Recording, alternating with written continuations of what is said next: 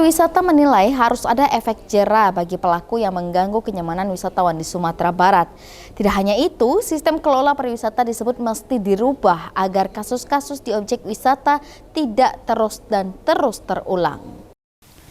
Dunia pariwisata di Sumatera Barat khususnya Kota Padang kembali tercoreng dengan sejumlah kasus di objek wisata yang muncul di momentum Lebaran beberapa waktu lalu. Beberapa kasus yang tidak mengenakan dialami wisatawan di objek wisata ialah keluhan terhadap karcis masuk dan parkir di objek wisata di Pantai Air Manis, tarif parkir yang tidak wajar di Pantai Padang, dugaan pemerasan dengan modus menuduh wisatawan berbuat asusila, serta beberapa lainnya. Kasus-kasus ini bukanlah kali pertama terjadi di momentum libur Lebaran. Nyaris setiap momentum Lebaran, keluhan akan ketidaknyamanan tersebut selalu muncul dan selalu sama, Pakwa dan Palak. Naasnya, beberapa kasus yang muncul viral di media sosial sehingga memberikan citra buruk bagi wisata Kota Padang pada khususnya dan Sumatera Barat pada umumnya. Pengamat pariwisata Sumatera Barat Eka Marianti mengungkapkan, dua masalah wisata Sumatera Barat ialah kebersihan dan keramah tamahan. Dua masalah ini menjadi penyebab utama yang menjadikan sektor wisata sulit maju dan tidak menghasilkan pendapatan yang tinggi.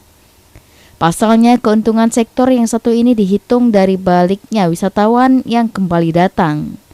Menurut Eka Marianti, ada sejumlah aspek yang membuat penyakit di objek wisata tersebut terus muncul, seperti tidak adanya sanksi bagi pelaku yang membuat pelaku jera.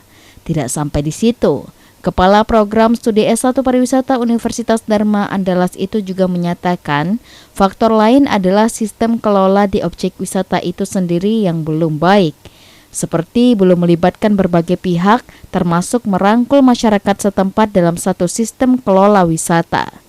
Ditambah pengelolaan yang dilakukan secara manual disebut juga akan menjadi peluang untuk aksi-aksi yang akan merusak pariwisata.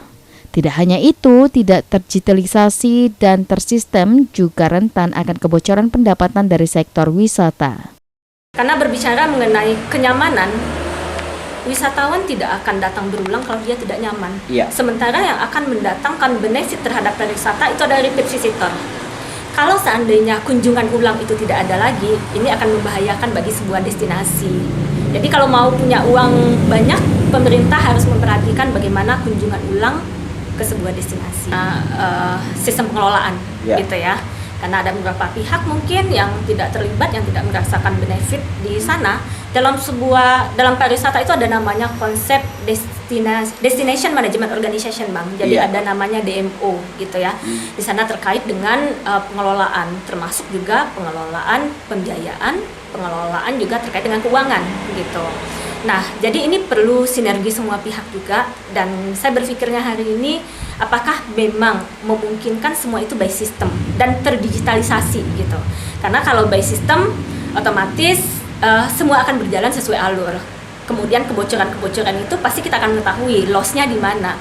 Tetapi hari ini begitu banyak sebuah destinasi itu loss control.